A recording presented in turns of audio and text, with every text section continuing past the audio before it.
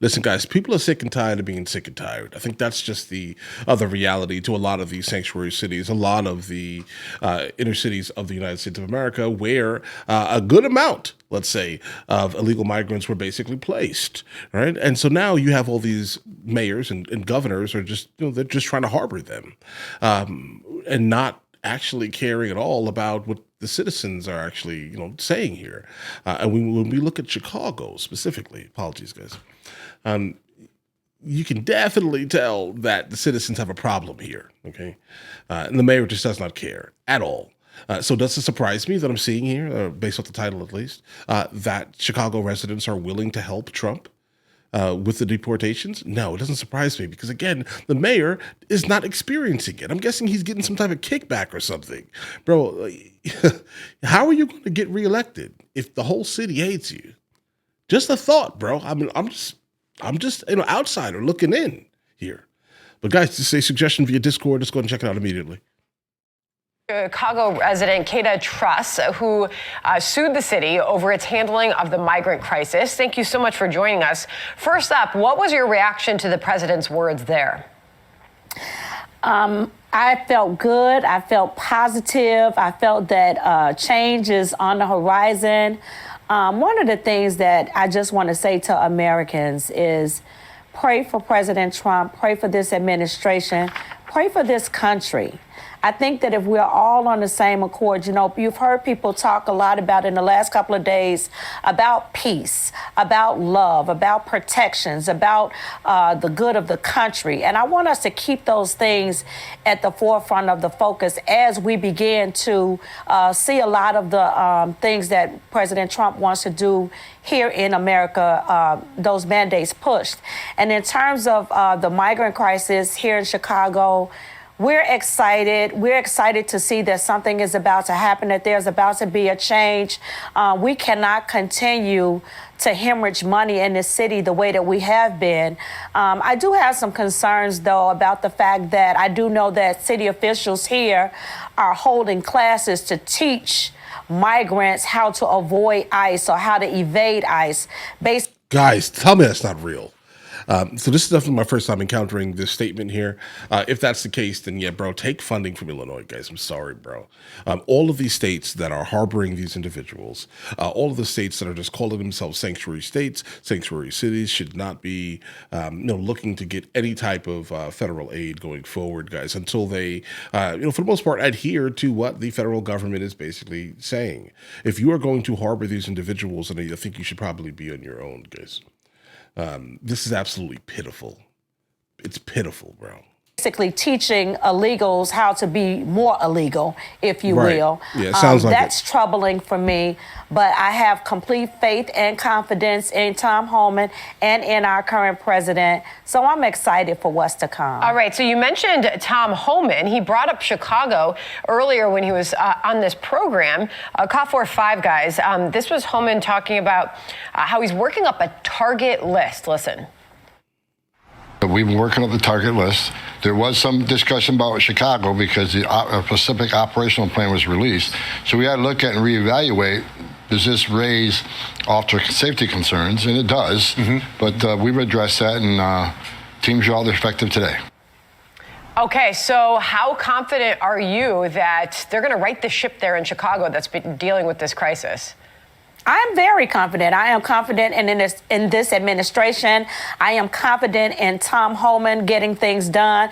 And I am confident that the Chicagoans are going to step up. We're ready to assist in any way we can. There are those of us who are willing to work with this administration to make sure that people who are here illegally are sent back home. We want to also make sure that those criminals who came here to set up their criminal operations, again, are sent home. And so whatever we have to do as Chicagoans to assist with that, we're ready and willing to help.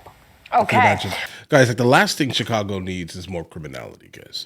That's the last thing they need. And then also, as a matter of fact, hold on. The last thing they really, really need is a brand new type of criminal coming in, being basically imported from a crime-filled country. Like, the last thing you need is for that, a brand new type of criminal to basically become a super criminal, let's say, in Chicago, guys. The last thing they need is that. So I definitely hope that there's a good amount, not just like her and like a couple of her buddies, right?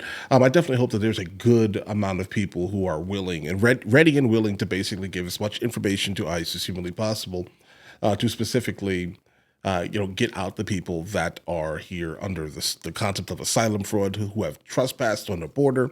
I do think that's probably going to be a good thing, guys. But let's continue. Here is more from President Trump vowing to take back our cities. Okay, CF1, guys. I will direct our government to use the full and immense power of federal and state law enforcement to eliminate the presence of all foreign gangs and criminal networks, bringing devastating crime to U.S. soil, including our cities and inner cities. And we are going to bring law and order back to our cities. Bro, put the National Guard in every single ghetto around the United States of America. Clean it up, Bryce. Clean it up, please. All right, so he is making some big promises here. I want to ask you, and definitely not as like a vanity project. Okay, don't do that. Like, put them there and be like, listen, if you start seeing all types of crazy criminality, there are individuals walking around that are excessively nefarious, guys. They're committing crimes. Make sure that doesn't happen. Okay. Because obviously the police are not enough in some of these areas. You need to bring some type of overwhelming force to the area where these individuals are basically committing crime. Like, think about the most crime-ravaged areas in the United States of America and place them there, bro. About what people are saying on the ground there in Chicago. We know this is a Dem-led city. We know there are a lot of, Democrat voters in that town. Yeah. Are you hearing people come around on these policies, seeing the problems that city has had? Well, here's the thing that people, I think, fail to understand about Chicagoans is that most of us are not okay with what is happening. Most of us are not okay with the migrant crisis. And in spite of what you may hear our mayor and Governor Pritzker say about how Chicagoans feel and where we stand, we are not happy about what is happening here. So we're excited that President Trump is in office. We are excited that Tom Homan and his team is coming here to help us out of this mess that our mayor and governor seem to be content on keeping us in. Yeah, but on that point, the governor of your state says that Trump's scaring people. So is that true? No, not at all. Not at all. Okay. And let me tell you something. No, yeah, he is. Like, here's the reality, guys. I do think, because I grew up in a black American, household and around. No, bro, trust me. I know exactly what the Republican Party represents to the majority of black people in America. I know exactly what it represents. So, yeah, he's scaring people, definitely, 100%. And that's just due to just years and years and generations of literal indoctrination. And now she herself, she is not indicative of Chicago. She is not indicative of her area, wherever she's from, guys, right? That's not a thing. I do wish that more people could kind of see the forest through the trees in this instance here, but I don't see that happening large scale too quickly because people are too emotional. If they're not being coddled, then they're just not going to like it. That tends to be it. And the governor of Illinois just is comfortable with the concept of coddling, guys. That's it. I think that what has to happen, and not that I want to help the Democrats at all, but keep in mind, people either voted overwhelmingly for Trump or they stayed home. And right. The fact that people did that, those 4 people who stayed home and didn't show up to vote, it was still an attack on that party, on that Democratic Party.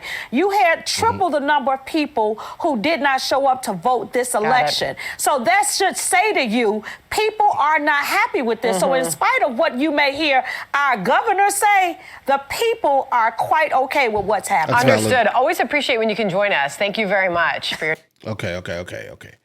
That's definitely valid. But I will say, when it comes down to like this election was interesting. Like you have two very unlikable people for the American populace. There are some absolute fanatics that will back Trump no matter what he says and does, etc. I'll basically hold him to the fire in this instance here, and almost all instances. But the thing about it here, guys, Kamala was basically equally unliked. And a lot of it just comes down to a lot of the things that the Democrat Party, for the most part, represents in this day and age. It's not very likable to the masses. So small, niche subgroups, they like the Democrat Party type of thing. But that's basically the extent of that, I'd say. But I think a lot of people this year, being that there were two very unlikable candidates for the masses, at least, there were people who stayed home completely. They were just like, listen, I'm not voting for either of these people, bro. What do these people have to do with me? Or there were people who were just like, I really don't like what the Democrat Party represents at all. It has nothing to do with me or my family. We're just going to go ahead and pass. And they were just voting for the Republican Party exclusively to vote against the Democrat Party. So I do think that a small bit of what she said, at least in my head, is accurate, right? There was a lot of, I just don't like the Democrat Party. I don't like what they talk about. I don't like what they represent. I don't like the nonsense that they're pushing. Has nothing to do with my family, et cetera, and more et cetera, guys. But either way, guys, listen, let me know in the comments what you guys think. I do think that it's a great idea for individuals. If they do see something, they should say something. I'm that type of person, guys. The law is there for everyone to basically adhere to. There are some individuals who just choose not to go by these laws, and they, for some reason, like harboring criminals. Obviously, not saying that every single immigrant that has come into the United States of America is a criminal. That's not a fact here. But the ones that are here for the sole purpose of asylum, which is the majority of basically all of them, right? If you are here knowing that you really don't qualify for asylum and you're committing asylum fraud, then you shouldn't be here. You're a criminal, right? You're lying to the federal government, right? And that's not a thing that I'm gonna be down for, guys. But either way, listen, you guys all have an absolutely amazing day. Enjoy your day thoroughly. The fact that you just made it to the end of the video says a whole lot, actually. We have a couple other channels. MrLboyd Music, MrLboyd Movie Reacts, along with MrLboyd Discusses, where I just generally speak about the things that specifically matter to me. But in the meantime, I'll catch you guys later.